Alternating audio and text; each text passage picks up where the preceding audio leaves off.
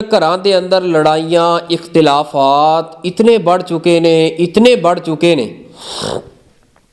कोई सस कहती है कि मेरी नौह चंगी नहीं, तो नौह कहती है मेरी सस चंगी नहीं। यही नौह जिहड़ी कह रही है मेरी सस चंगी नहीं, इनू 10 साल 20 साल तो बाद पूछो ना, सुना तेरी नौह किवें, ये फिर कहेगी मेरी नौह चंगी नहीं। पहले सस चंगी नहीं, फिर नौह चंगी नहीं। तो लिहाजा मावां भैनां अगे ना मैं गुजारिश करांगा, घर के माहौल नूं बेहतर बनाने की कोशिश करो।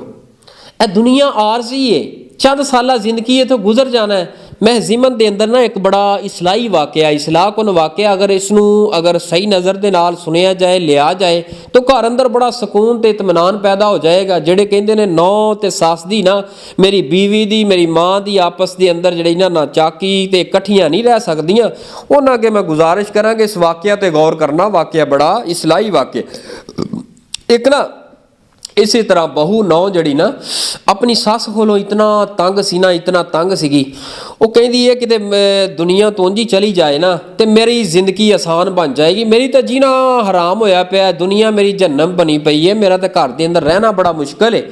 तो लिहाजा यदा कोई हल किसी बीबी ने दसिया कि फलां जगह ते बाबा जी रहिंदे ने, उहदे कोलों तवीज़ शवीद कराओ तो फूका शूका मराओ तो इंशाअल्लाह वो तो हल तेरा कढ़ देगा। फौरी तौर पर औरत गई है उत्थे। खैर औरत भी अच्छे घराने दी तो है भी पढ़ी लिखी, पर लेकिन पढ़ी लिखी मैं तो नहीं मानता ऐसी औरत पढ़ी लिखी है जिन्होंने सस की इज्जत का कदर का पता नहीं। सस भी याद रखिए माँ ही होंदी है। ये जिस वक्त उत्थे गई है जाके दुआ सलाम की है तो हज़रत साहब पीर साहब बाबा जी मैं आई हाँ तो मैं बड़ी तंग हाँ, लिहाजा मेरी सस है ना जी उन्होंने जड़ा ना सही करना है, मैं वो तो बड़ी तंग हाँ। तो गल्लां करद्या कराद्या कहा भी ये अगर उंज ही मर मुक जाए ना तो मेरे घर का सुकून बहाल हो सकता है।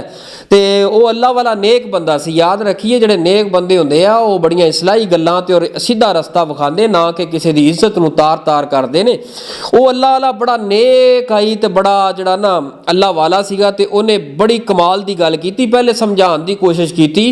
वो तेरी सस तेरी माँ ही है, हुण तेरी माँ यही है, ये नाल जिंदगी गुजार, कोई मसला नहीं, वो बर्दाश्त कर, वो बूढ़ी है, अगर कोई गाल ऊँची नीची कर बैठी है, कोई बात कर ले तो बर्दाश्त कर। लेकिन इन्हें बहुत कुछ सुनाता, मैं हुण तक सुनती आई हाँ, 2 साल 10 साल 10 साल 8 साल 15 साल हो गए ने, मैं किन्ना बर्दाश्त करा। खैर इन्होंने बजुर्गों ने कहा भी ये औरत लगता जेन अंदर ना ये बुत सवार है कि ये सस तो मैं अलग होवां तो फिर ही सुकून है, ये मरे तो फिर ही सुकून है। तो उन्होंने कहा जी इस तरह कर, ए बीबी तू शेर दे वाल अगर लभ लवें तो तेरा मैं हल कर दांगा, तेरी सस उंज ही खत्म हो जाएगी, मर जाएगी। उन्हें कहा जी बाबा जी ठीक है मैं लभ लियावांगी। वो 2-3 हफ्तियां तो बाद शेर दे वाल लैके आ गई छापर अंदर। बाबा जी ने पूछा भी ये किवें लैके आई है, वाकयातन शेर दे वाल ही ने। फरमाया मैं इस तरह करके मुल मंगा लए ने, किसी नूं कह के नौकर चाकर नूं मंगा लए ने। फरमाया नहीं बीबी, वाल शेर दे होण और शेर दी कंड दे उपर वाल तू खुद उतारे, अगर तू खुद उतारे तेरा काम हो जाएगा। ये कर्मां वाली ऐसी औरत आई, इन्हें कहा ठीक है मैं भी कर लाँगी। वो 2 तो 3 माह गुजरे ने, वो वाल लैके फिर आ गई है। बाबा जी ने कहा भी ये औरत लगता भी सस तो इन्नी तंग है, इन्नी तंग है, इंतहा दी तंग है कि वाल लै आंदे ने। फिर लिया के पेश किए, उन्हें कहा भी दस किवें लैके आई है वाल, आप कट्टे ही आए बाबा जी, मैं खुद शेर दे कंड तो ए गर्दन तो खुद अपने हत्थां नाल कट के लैके आई। बाबा जी ने पूछा किवें, उन्हें कहा मैं जाके तो एक शेर मंगाया, वो शेर जड़ा है ना मैं घर के अंदर रख लिया, छोटा जिहा शेर आई भी, बहुत छोटा भी नहीं बहुत वड्डा भी नहीं, ताकि ज़्यादा टाइम ना गुजरे। वो पहला दिन दूसरा दिन तीसरा दिन मैं खुराक गोश्त मंगा के पाती रही, आखिरकार गिज गया। मैं हाथ हुथ लाना, लिहाजा मैनू उन्हें कुछ ना कहना, बिल्कुल मेरे नाल बिल्कुल इस तरह हो गया जिमें घर का जी है, खवांदियां पियांदियां 2 माह गुजर गए ने बजुर्गों। तो मैं फिर हौली जी वाल कट लियो तो बिल्कुल कुछ कहा ही नहीं उसने, शेर ने।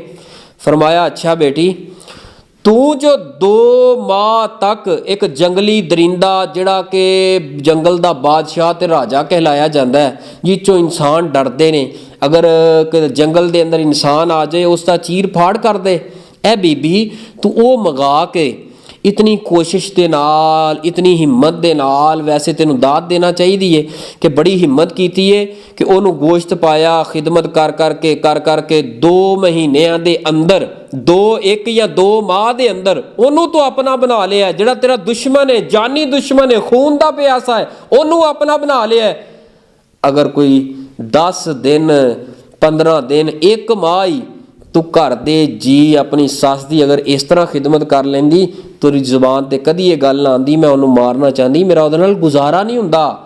अगर एक शेर नूं तू अपना बना सकदी है, अपने दुश्मन नूं अपना बना सकदी है, बतला सस, नंद, भैना, भरा, ये भी भला मुश्किल है। इस वास्ते मेरी बेटी जा, उन्हें फौरी तौर पर कहा बजुर्गो गल मैनूं समझ अंदर आ गई है, मैं भुल ही रही हाँ।